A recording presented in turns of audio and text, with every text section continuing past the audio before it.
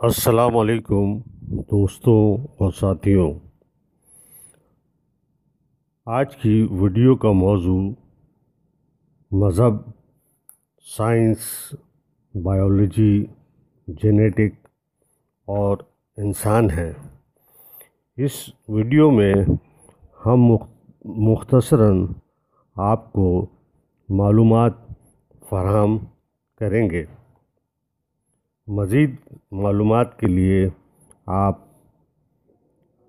اپنے کمنٹس میں درج کیجیے تاکہ ہم آپ کی آسانی کے لیے سلسلہ وار دیگر ویڈیو بھی تشکیل دیں۔ خدا تعالیٰ نے تمام انسانوں کی پیدائش کا جو طریقہ رکھا ہے وہ نہ تو ہندوؤں میں مختلف ہے، نہ سکھوں میں، نہ عیسائیوں یا مسلمانوں میں۔ مرد کے جسم سے نکلنے والا انسانی جرثومہ، جسے اسپرم کہتے ہیں، جو کہ سائز میں اتنا چھوٹا ہوتا ہے کہ سوئی کے سرے پر 7,000 سما سکتے ہیں، اس کا بھی کوئی مذہب نہیں ہوتا۔ آپ جتنا چاہیں اس کا حیاتیاتی یعنی بائیولوجیکل تجزیہ کر لیں، آپ یہ معلوم نہیں کر سکتے کہ یہ جرثومہ ہندو کا ہے، سکھ کا ہے، مسلم کا ہے، عیسائی کا ہے۔ علم حیاتیات یعنی بائیولوجی کی کتابیں انسانوں کی پیدائش کی تفصیلات سے تو بھری ہوئی ہیں، لیکن اگر آپ انسانی جرثومے یا عورت کے بیضے یعنی اووم یا انسانی ڈی این اے کا مذہب معلوم کرنا چاہیں تو آپ کو مایوسی ہوگی، یا آپ ڈی این اے کا مذہب کی بنیاد پر تجزیہ کرنے کی کوشش کریں گے تو پھر بھی آپ کو سراسر ناکامی ہوگی، کیونکہ تمام انسانوں کا حیاتیاتی مواد بلا تفریق مذہب، رنگ و نسل یا کسی اور فرق کے ایک ہی جیسا ہے۔ اس سے ثابت ہوتا ہے کہ تمام انسان ایک ہی ہیں اور انسانوں کی تخلیق میں خدا تعالیٰ نے مذہب یا کسی اور بنیاد پر کوئی تفریق نہیں کی۔ خدا تعالیٰ نے تو سب انسانوں کو ایک ہی اصل سے پیدا کیا ہے، چنانچہ سب انسانوں کے حیاتیاتی مادے کا ایک ہونا یا مقدس کتابوں کی تعلیمات کے عین مطابق ہوتا ہے، جو کہ ہزاروں سال پہلے لکھی گئی اور جن کی صداقت کی تصدیق موجودہ سائنس بھی کر رہی ہے۔ حضرت شیخ سعدی فرماتے ہیں، بنی آدم اعضائے یک دیگر اند، بنی آدم اعضائے یک دیگر اند کہ در آفرینشی زیک جو ہر آنت، کہ در آفرینشی زیک جو ہر آنت، یعنی سارے انسان ایک ہی جسم کے مختلف اعضاء کے مانند ہے، اس لیے کہ سب ایک ہی جوہر سے پیدا کیے گئے ہیں۔ بے شمار تجزیوں اور تحقیق کے بعد سائنسدان اس نتیجے پر پہنچے ہیں کہ سارے انسانوں کی اصل ایک ہی ہے اور انسانوں کے آباء و اجداد ایک ہیں۔ ٹائم میگزین کے 4 دسمبر 1955 کے شمارے میں اس موضوع پر ایک مضمون میں کہا گیا ہے کہ ہمارے انسانوں کا ایک ہی مورث اعلیٰ ہے، جس کے کروموسومز کا تولیدی مواد ساری دنیا کے ہر مرد میں ایک ہی ہے۔ یہ تو سائنسدانوں نے ثابت کر دیا ہے کہ اصل میں ہم سب ایک ہیں، لیکن کسی بھی مذہب کے بڑے سے بڑا مفکر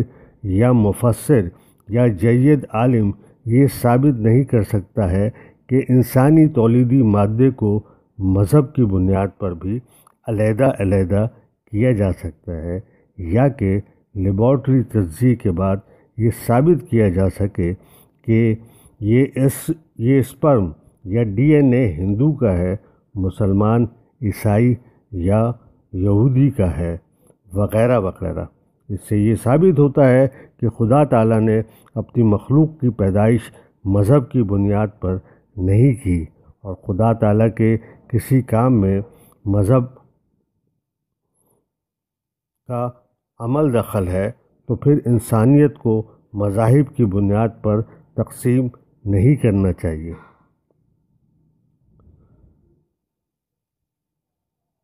اس کی ساری مخلوق بلا تفریق رنگ و نسل و مذہب امن، سکون اور بھائی چارے سے رہے، اور یہی بات اس کی مقدس کتابوں کی اعلیٰ ترین تعلیمات کا بنیادی جزو ہے۔ جدید سائنس بھی اس اعلان کی بھرپور تصدیق کرتی ہے۔ سائنسدان کہتے ہیں کہ دنیا بھر میں تمام انسانوں کا جینیٹک کوڈ 99.9% ایک جیسا ہے، اور باقی 0.1% جو بچتا ہے وہ ڈی این اے جو ہماری ذاتی، انفرادی اور خاندانی خصوصیات مثلاً قد، کاٹ، شکل و صورت، عمر اور دیگر موروثی خصوصیات اور رنگ و نسل کو ظاہر کرتا ہے، اور صرف ڈی این اے کی وجہ سے ہی ہم ایک دوسرے سے علیحدہ پہچان رکھتے ہیں، وگرنہ تمام انسان ہر لحاظ سے برابر ہے۔ ڈی این اے کیا ہے؟ ڈی این اے مخفف ہے ڈی آکسی رائبو نیوکلک ایسڈ۔ یہ وہ سالمہ ہے جو ہمارے جسم کے 100 کھرب خلیوں میں سے ہر ایک میں پایا جاتا ہے۔ یہ انسانی جسم کی ساخت کا مکمل ترین نقشہ ہے۔ کمپیوٹر کوڈ آف لائف ایک خاص کوڈ پر مشتمل نظام کے ذریعے کسی انسان کی تمام صفات کے متعلق معلومات، جسمانی خد و خال سے لے کر داخلی اعضاء کی ساخت تک سب معلومات اس میں ریکارڈ ہوتی ہیں، اور یہ معلومات 4 بنیادی اعضاء ATCG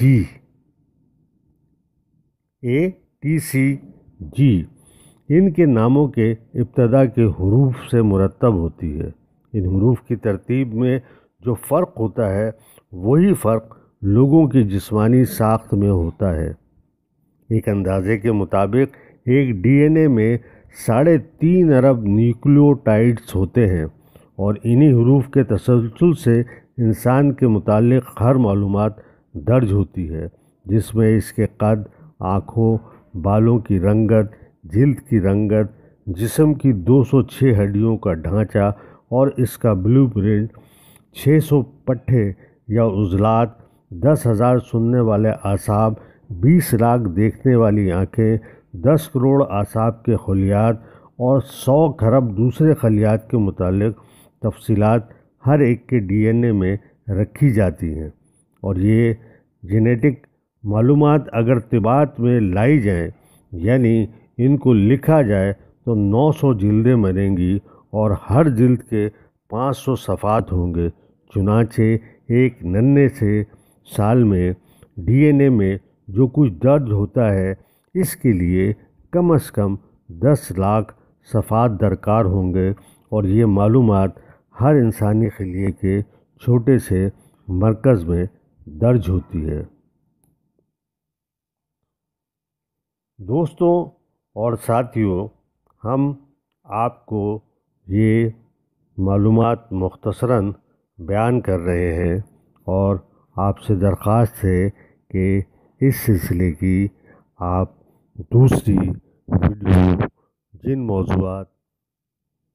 پر دلچسپی رکھتے ہیں ہمیں کمنٹس میں تحریر کیجیے، تاکہ ہم تسلسل کے ساتھ آپ کے لیے یہ ویڈیو تشکیل دے سکیں۔ بہرحال یہ کہ دنیا کا کافی ہے کہ موجودہ بنی نوع انسان یعنی ہومو سیپین یعنی انسانی عقل کے ارتقا پانے سے پہلے ہی تمام نسلیں نیست و نابود ہو گئی تھی۔ جس طرح ان نسلوں کے ہم اثر